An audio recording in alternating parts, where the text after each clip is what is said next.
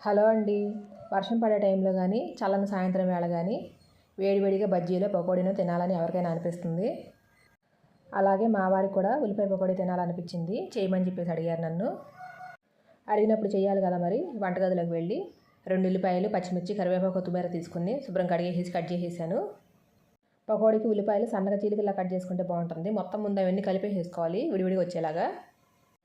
ఇలా కలుపుకున్న తర్వాత పసుపు, ఉప్పు, కారం, వాము, జీలకర్ర, వంట సోడా వేసుకుని కలుపుకోవాలి.